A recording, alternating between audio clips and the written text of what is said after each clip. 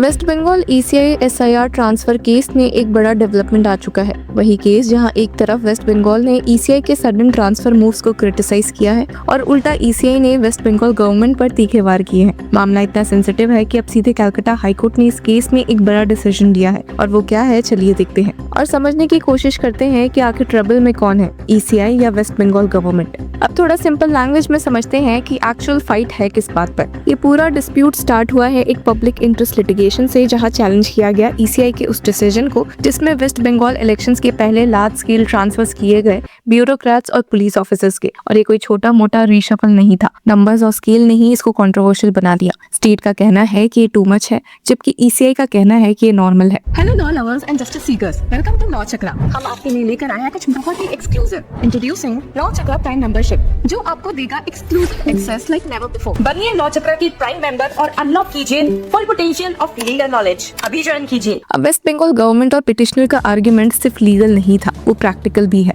Calcutta high court की bench of chief justice Sujoy Paul and justice Partha Sarathi Sen के सामने पिटिशनर की तरफ से मौजूद सीनियर एडवोकेट कल्याण बैनर्जी ने एक सिंपल लेकिन पावरफुल सवाल पूछा। If all officers are transferred, how will the state run?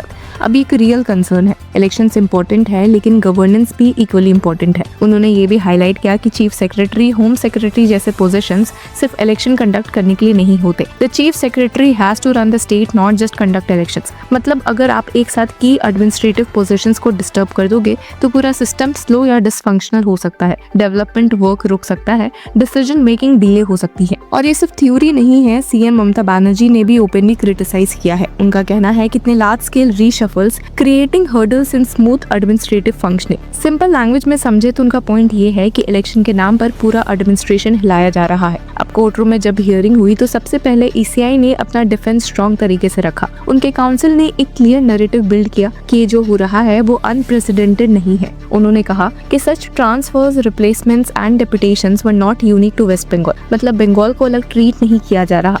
इसके सपोर्ट में उन्होंने डेटा भी दिया कि in Bihar 48 officials were transferred, 61 in Maharashtra, 83 in Uttar Pradesh and 49 in Madhya Pradesh. In West Bengal only 23 officers were transferred. अब ये कंपैरिजन बेसिकली ये प्रूव करने के लिए था कि बंगाल में एक्चुअल कम ट्रांसफर्स हुए हैं, ज्यादा नहीं। और यहीं पर एक इंटरेस्टिंग चीज है, नैरेटिव का पूरा गेम नंबर्स का है। पिटिशनर और वेस्ट बंगाल गवर्नमेंट कह रही है कि स्केल डिस्प्रपोर्शनेट है, जबकि ईसीआई कह रहा है कि कंपैरेटिवली तो ये कम ही है। तो सवाल ये है कि कोर्ट किस नैरेटिव को एक्सेप्ट करेगा, सिर्फ रॉ नंबर्स या कंटेक्स्ट के साथ एनालिसिस। अब ईसीआई ने अपनी कॉन्स्टिट्यूशनल पावर पर भी भरोसा दिखाया। स्टैंड सिंबल है कि ECI has the authority to reassign officers to ensure a free and fair election. अब ये लाइन आर्टिकल 324 का एसेंस है। मतलब जब इलेक्शंस अनाउंस हो जाते हैं तब से लेकर रिजल्ट तक ईसीआई के पास वाइड पावर्स होते हैं। वो सिर्फ सुपरवाइज नहीं करते बल्कि एक्टिवली इंटरवेन भी कर सकते हैं अगर उसे लगता है कि इलेक्शन प्रोसेस कॉम्प्रोमाइज हो सकता है। अब लेटेस्ट हियरिंग में ये केस एक क्रूशियल स्टेज पर आ चुका है क्योंकि कलकत्ता हाईकोर्ट की डिवीजन बेंच ने इस पूरे कंट्रोवर्सी पर अपना वर्डिक्ट रिजर्व कर लिया है। मतलब अब कोर्ट ने दोनों साइड्स की बात सुन ली है, आर्गुमेंट्स कंप्लीट हो चुके हैं,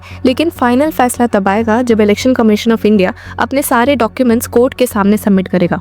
बेंच ने क्लियरली डायरेक्शन दिया है कि ट्रांसफर्स, रिप्लेसमेंट्स और डेपुटेशन से रिलेटेड हर एक डॉक्यूमेंट 30 मार्च तक फाइल किया जाए, उसके बाद ही जजमेंट प्रोनाउंस होगा। तो एक तरह से अब बॉल ईसीआई के कोर्ट में है, जिन्होंने बोला भी है कि coordination of government departments, law and order maintain करना और न्यूट्रलिटी इंश्योर करना उनकी रिस्पॉन्सिबिलिटी है। तो अगर किसी ऑफिसर पर डाउट है या परसेप्शन भी है बायस का, तो उसको हटा देना एक प्रिवेंटिव स्टेप है। सिंपल लैंग्वेज में तो ईसीआई ये कह रही है कि बेटर सेफ देन सॉरी। अगर थोड़ा सा भी रिस्क है तो उसे एलिमिनेट करो। लेकिन एक और लेयर है यहाँ पर जो इस कंट्रोवर्सी को और इंटरेस्टिंग बनाती है। ये सिर्फ नंबर्स या गवर्नेंस का इशू नहीं है, ये फेडरल स्ट्रक्चर का भी इशू बन गया है। सीनियर एडवोकेट कल्याण बैनर्जी ने कोर्ट में ये भी आर्ग्यू किया कि can ECI act arbitrarily while exercising powers under article 324। और एक और इम्पोर्टेंट सवाल, can they destroy the federal structure और इंटरफेयर इन द एडमिनिस्ट्रेशन? ये लाइन बहुत क्रिटिकल है। अब इंडिया एक फेडरल कंट्री है जहां स्टेट्स के पास अपनी पावर्स होती है। अगर ईसीआई बिना स्टेट से कंसल्ट किए इतने बड़े डिसीजंस लेता है तो क्या वो स्टेट ऑटोनॉमी को अंडरमाइन कर रहा है? ये कॉन्स्टिट्यूशनल टेंशन क्रिएट करता है। एक तरफ इंडिपेंडेंट इलेक्शन बॉडी, दूसरी तरफ इलेक्टेड स्टेट गवर्नमेंट। और यहाँ एक कॉन्ट्रडिक्शन भी हाईलाइट किया गया जो काफी शार्प आर्ग्यूमेंट था। ECI said the transferred people should not be attached to the election process, but they were sent to other states to participate in it। मतलब अगर एक ऑफिसर बंगाल में बायस्ड या अनसूटेबल है तो वो किसी और स्टेट में कैसे सूटेबल हो जाता है? ये कंसिस्टेंसी का सवाल है जो कोर्ट को डेफिनेटली कंसिडर करना पड़ेगा। अब थोड़ा बैकग्राउंड भी समझ लेते हैं क्योंकि ये मैटर सडनली एक्सप्लोर नहीं हुआ है। ECI ने एक ही दिन में 73 रिटर्निंग ऑफिसर्स ट्रांसफर कर दिए थे।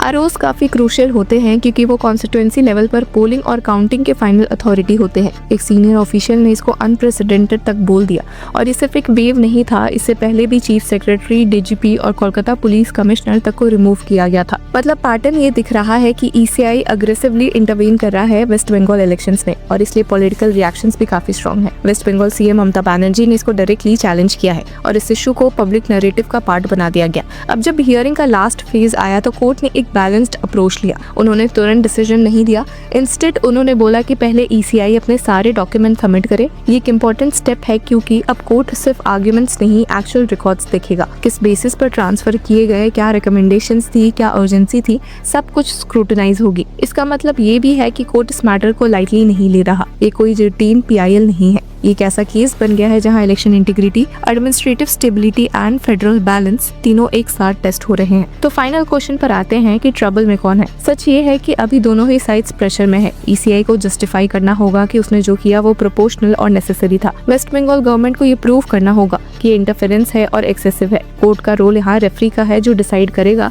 कि लाइन कहाँ ड्रॉ होती है। अगर कोर्ट ECI के फेवर में जाती है तो ये एक स्ट्रॉन्ग प्रेसिडेंट होगा जहाँ इलेक्शन कमीशन की पावर्स और एक्सपैंड हो सकती है। लेकिन अगर कोर्ट स्टेट के कंसर्न्स को एक्सेप्ट करता है तो ये ECI के पावर पर एक जुडिशियल चेक एस्टैब्लिश करेगा। फिलहाल के लिए सबकी नजर 30 मार्च पर है जब डॉक्यूमेंट सबमिट होंगे और उसके बाद आएगा वो वर्डिक्ट जो डिसाइड करेगा कि इलेक्शन के नाम पर कितनी पावर जस्टिफाइड है और कितनी ओवररीच। ये केस सिर्फ बंगाल तक लिमिटेड नहीं है, ये फ्यूचर इलेक्शंस के लिए भी एक बेंचमार्क बन सकता है। तो व्यूअर्स, इस पूरे मुद्दे पर आपकी क्या राय है? Do let us know in the comment section. Until then, keep following Law Chakra.